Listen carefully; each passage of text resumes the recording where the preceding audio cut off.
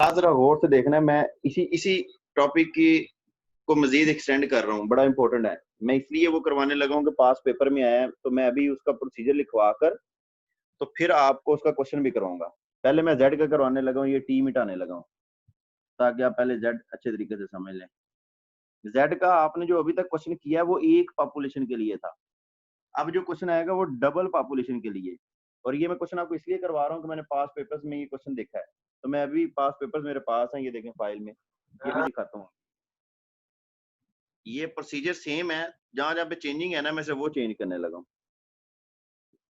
बाकी ये null hypothesis alternative ये तो आपको समझ आ गई, दोबारा लिखने की जरूरत नहीं है। ठीक है जी, ये भी सेम रहेगा, यहाँ पे फर्क आएगा टेस्ट स्टैटिस्टिक में। बाकी सारा सेम रहेगा, सिर्फ इन दो जगहों पे फर्क आएगा। वो जो फर्क आना है ना, वो मैं यहाँ पे आपको समझा देता हूँ, बल्कि मैं ये दोबारा ही लिख देता हूँ आपकी आसानी के लिए। ये स्टेप 4 जो है कैलकुलेशन वाला, ये वैसे ही रहेगा, सिर्फ दो चीजों में चेंज आना है। आपको समझ आ गई होगी जो दो चीजें मैंने मिटाई हैं, एक पहले में और एक इसमें। अब ये जो प्रोसीजर है ना, ये फॉर टू पॉपुलेशन है, यानी जब दो पॉपुलेशन आ जाए तो फिर कैसे करते हैं जेड टेस्ट। इसका हाइपोथेसिस भी तीन ही होंगे। पहला होगा म्यू इज इक्वल टू, अब पहले होता था mu is equal to mu naught, अब यहाँ पे आ जाएगा mu 1 is equal to mu 2, और ये हो जाएगा mu 1 not equal to mu 2। इसी तरह जो सेकंड है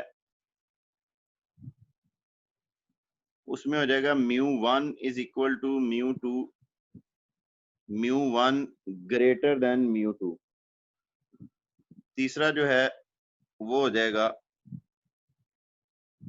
mu 1 is equal to mu 2, mu 1 less than mu 2।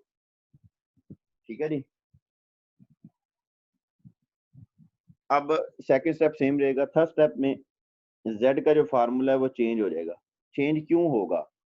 क्योंकि अब यहाँ पे दो पॉपुलेशन है, एक हो जाएगा x बार 1 माइनस x बार 2। देखे ना, पहले एक ही पॉपुलेशन थी तो सिर्फ x बार था, अब दो पॉपुलेशन हैं तो दो x बार होंगे। फिर आता है minus mu 1 minus mu 2 over sigma 1 square. पहले एक ही सिग्मा आया था, क्यों? एक ही पॉपुलेशन थी, over n1 plus sigma 2 square over n2, और इस सारे का अंडर रूट। बाकी सारे का सारा प्रोसीजर जो है वो सेम है।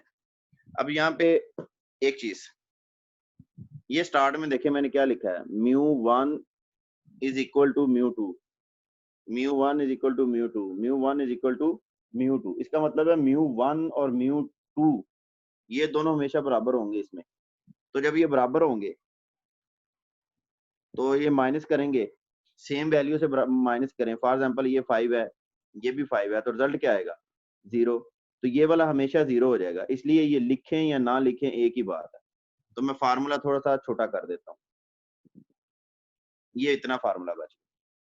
ठीक है, वो मैंने पहले पूरा इस वजह से लिखा है कि अगर इस तरह लिखा हुआ बुक में आपको मिले तो परेशान होने की जरूरत नहीं है, बुक में वो पूरा लिखेगा। जब हम हल करेंगे तो ये चीज 0 हो जानी है, तो ये लिखें या ना लिखें एक ही बात है। आई होप कि आपको इस बात की समझ आई है। अब मैं इसका एक क्वेश्चन आपको करवाता हूँ, एक मिनट सिर्फ मैं ना क्वेश्चन इसमें से निकाल लूं, जो सबसे सिंपल होगा मैं पहले वो निकाल के आपको हल करवाता हूँ। फिर एक मिनट सिर्फ मोबाइल में साइड पे रखने लगा हूँ एक सेकंड के लिए, तो मैं आपको इंशाल्लाह वही क्वेश्चन करवाऊंगा जो कि इजीली हल किया जा सकता हो। ये क्लास जरा देखिएगा, ये क्वेश्चन आपको नजर आ रहा है? ये टेबल देखें, ये वाला इसमें 2 रोज हैं। पहली रो में लिखा हुआ है स्टैटिस्टिक्स, स्टैटिस्टिशियन, फिर लिखा हुआ है मैथमेटिशियन, आगे लिखा हुआ है सैंपल साइज, मीन स्कोर और स्टैंडर्ड डेविएशन गिवन है। ठीक है, मैं ये टेबल ना पहले इधर बना देता हूँ बोर्ड पे, ताकि फिर हम ना इसको इजीली हल कर सके। ये क्वेश्चन है, मैं ये टेबल बनाता हूँ, आसानी हो जाएगी हमें इसे हल करने में।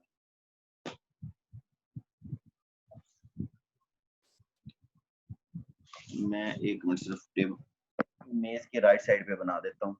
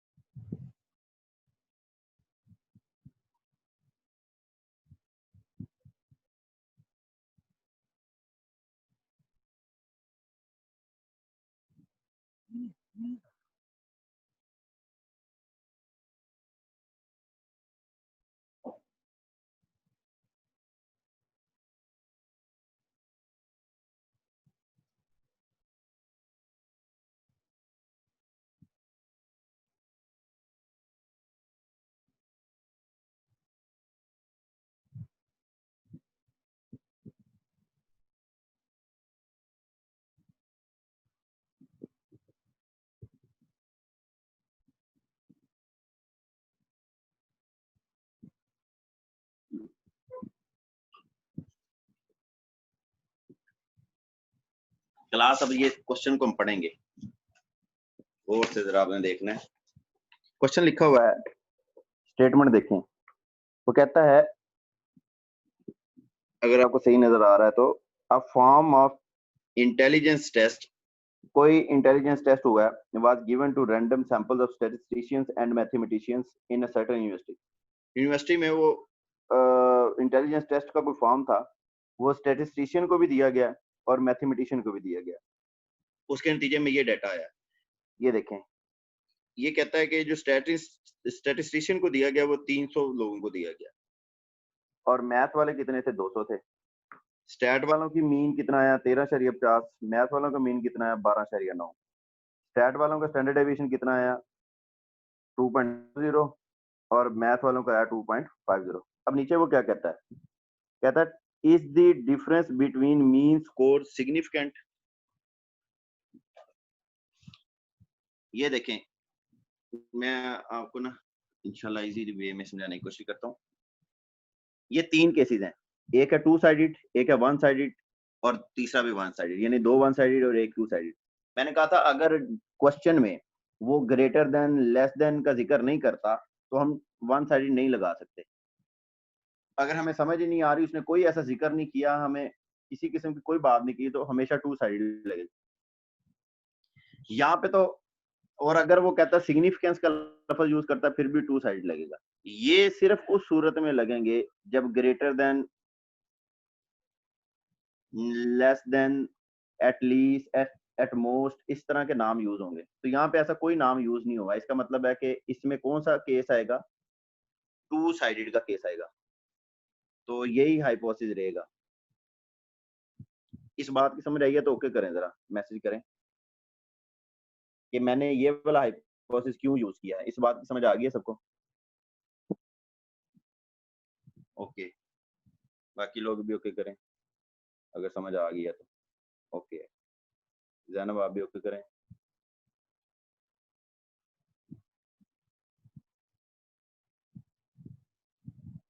जैनब है क्लास में?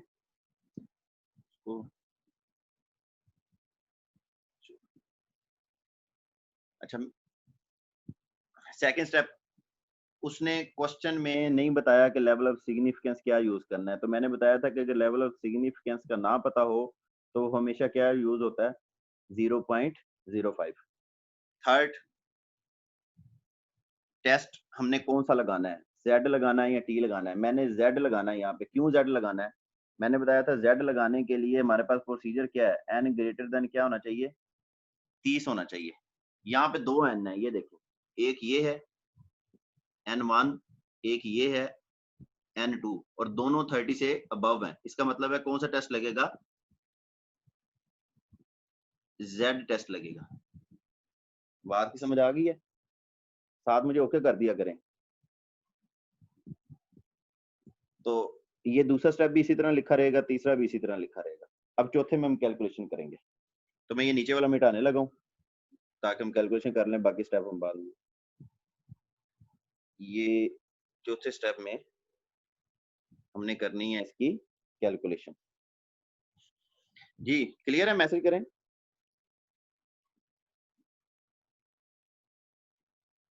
ओके, कैलकुलेशन में ना आप पहले ये वाला जो भी डाटा गिवन होगा ना वो सारा लिख लेना। जो भी डाटा गिवन होगा वो सारा आप लिख लेना। जैनब को मेरी आवाज आ रही है, उसका मैसेज नहीं आ रहा। आपने जो टेबल गिवन होगा ना वो पहले लिख लेना है। टेबल क्या गिवन है मैं वो यहाँ पे लिखने लगा हूँ, दोबारा लिख देता हूँ आपको समझाने के लिए। उसने वैल्यूज दी हुई है, स्टैटिस्टिशियंस,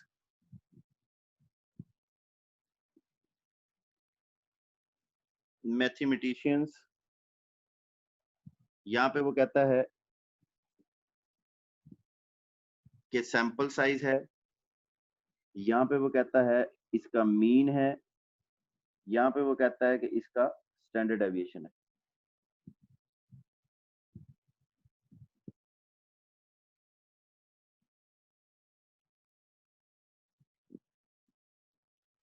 ये उसने हमें इंफॉर्मेशन दी है। स्टैटिस्टिशियंस का सैंपल है 300, मैथमेटिशियन का है 200। स्टैटिस्टिशियन का मीन है 13.50, मैथमेटिशियन का मीन है 12.90। इसका स्टैंडर्ड डेविएशन है 2.40 और इसका स्टैंडर्ड डेविएशन है 2.50।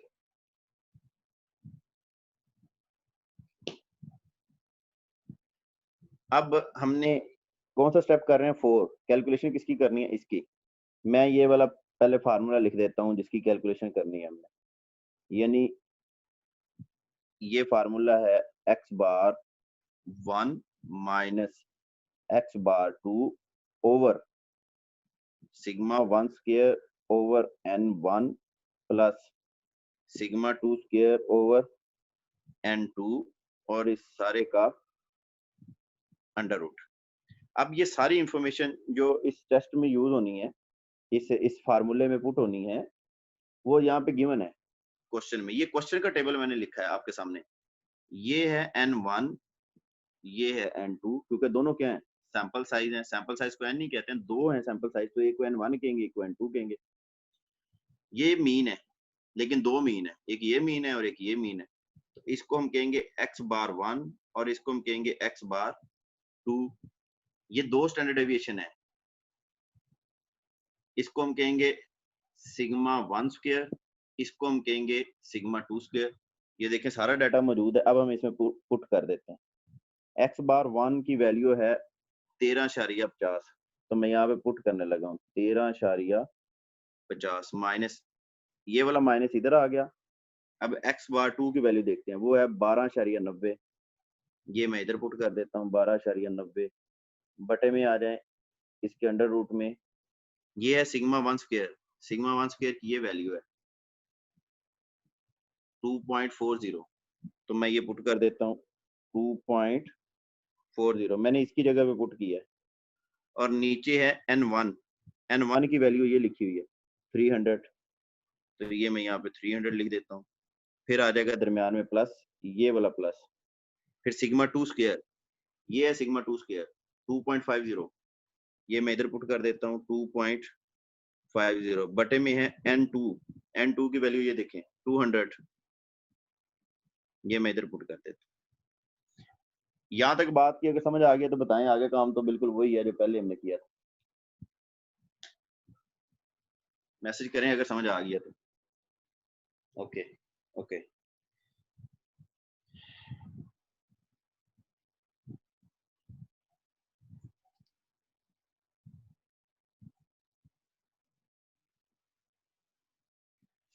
अच्छा जी, अब हम करते हैं इसकी कैलकुलेशन। अब करनी है, इसको हल कैसे करेंगे? कैलकुलेटर है पास आपके?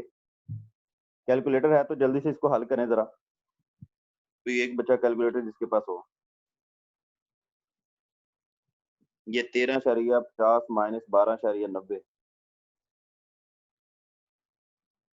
है कैलकुलेटर पास या मैं लेके आऊं? जल्दी बताएं, मैं ले आता हूं फिर अगर आपके पास नहीं है।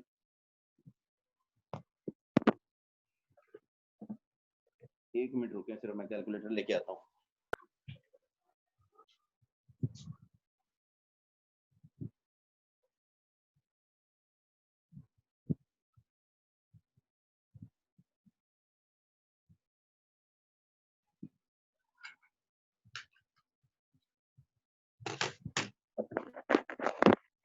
ये देखें जी, मैं कैलकुलेटर ले आया हूँ।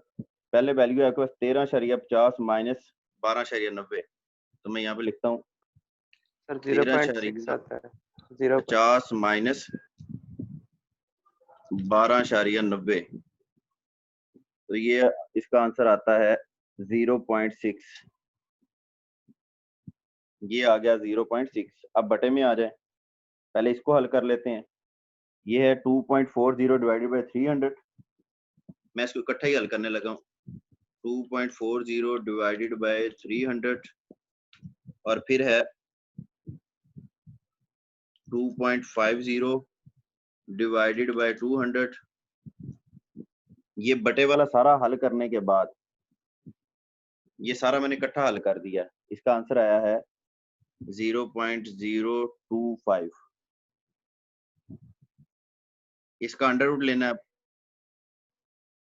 अंडर रूट लेने के बाद इसका आंसर आया है, ये ऊपर तो 0.6 ही है, नीचे इसका अंडर रूट जब लिया हमने इस सारे का अंडर रूट 0.0205 का, तो वो आया है 0.14317821। मैंने सारा लिख दिया कैलकुलेटर वाला। अब मैं जरा अपना व्हाइट बोर्ड करीब कर रहा हूँ। यहाँ तक आई होप कि आपको समझ आ गई है। अब ये हम कर रहे हैं z कैलकुलेटेड, तो मैं इसको डिवाइड कर देता हूँ। 0.6 डिवाइडेड बाय 0.14317821। तो इसको हल करने के बाद आंसर आया आपके पास, ये देखें नजर आ रहा होगा 4.19।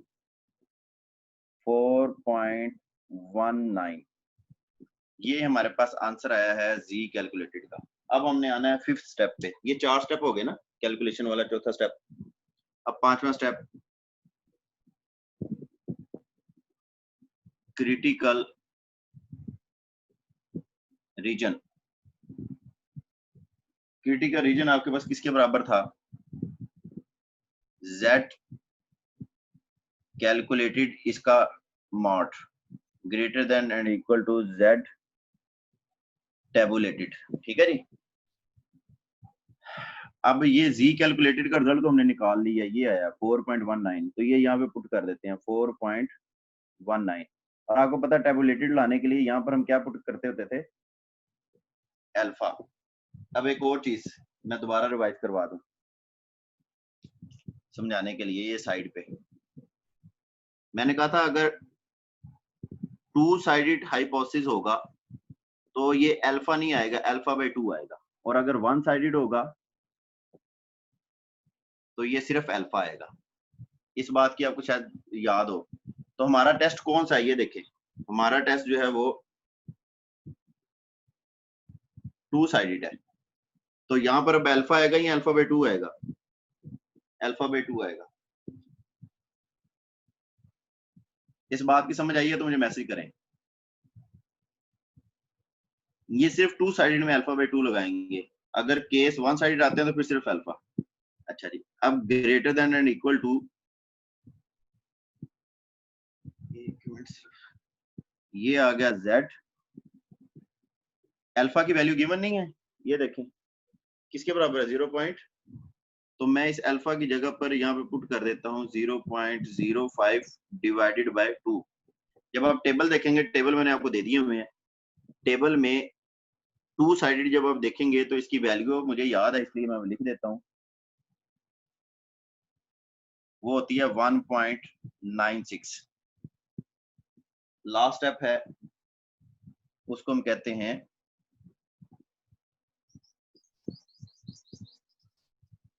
कंक्लूजन। मैंने कहा अगर तो लेफ्ट साइड बड़ी आए तो फिर हम अगर ये वाली left side right hand side से बड़ी आए तो हम लिखेंगे रिजेक्ट एच नॉट, और अगर लेफ्ट साइड छोटी है तो हम लिखेंगे एक्सेप्ट एच नॉट। तो अब बताएं क्या रिजल्ट आएगा, रिजेक्ट या एक्सेप्ट? रिजेक्ट एच नॉट आएगा। उसकी रीजन लेफ्ट साइड बड़ी है और राइट साइड छोटी है। क्लियर है तो ओके करें।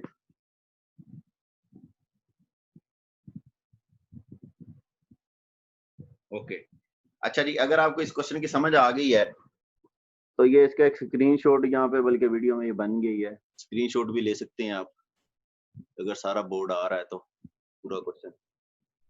ये मैंने आपको जो क्वेश्चन करवाया है मैं वो क्वेश्चन दोबारा आपको दिखा देता हूँ, किस किस साल का वो क्वेश्चन था।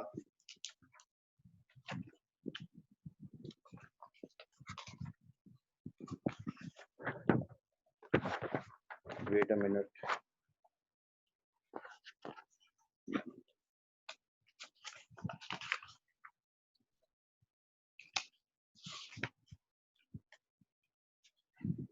कहाँ गया क्वेश्चन? ये क्वेश्चन है, ये पेपर है जी, ये देखिए ऊपर लिखा हुआ है 2015 का पेपर है, ठीक है जी। ये क्वेश्चन आपने कर लिया, मैं आपको एक और क्वेश्चन देने लगा हूँ, आपने स्क्रीनशॉट लेना है जी, मैं अभी आपको जब कहूंगा वो आपने खुद हल करना है, सेम पास पेपर्स में से। मैंने यहाँ पे देखा है एक और क्वेश्चन इसके साथ का ही,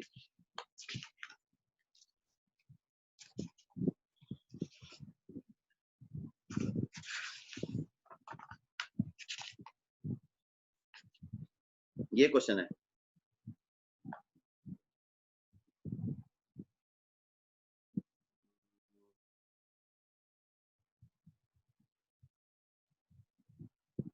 ये क्वेश्चन, ये वाला क्वेश्चन टेबल सेम इसी तरीके से हल करना है। मैं इसकी तस्वीर भी सेंड कर देता हूँ। हाँ जी क्लास, इस क्वेश्चन की समझ आई है? आपने इस क्वेश्चन को खुद हल करना है दोबारा से, ठीक है जी, मुझे मैसेज करेंगे समझ आइए। ये क्वेश्चन, और मैं कोशिश करता हूँ अभी आपको बुक में से भी कुछ क्वेश्चन सेंड करूँ, ये क्वेश्चन हल करें, ये पेपर्स में आया हुआ है और हर हर पेपर में आया हुआ है और 2 साइडेड का आया हुआ है, तो अब आपकी मर्जी है, आपने करना है अच्छे तरीके से, ठीक है जी। तो कल भी क्लास होगी, ज्यादा पढ़ लेंगे हम। अभी भी अगर आपने मजीद पढ़ना है तो मैं एक और क्लास पढ़ाने के लिए तैयार हूँ, लेकिन पहले मोबाइल थोड़ा चार्ज करना पड़ेगा, मेरी चार्जिंग खत्म होने वाली है, ठीक है जी। अब आप लीव कर दें, मैं लीव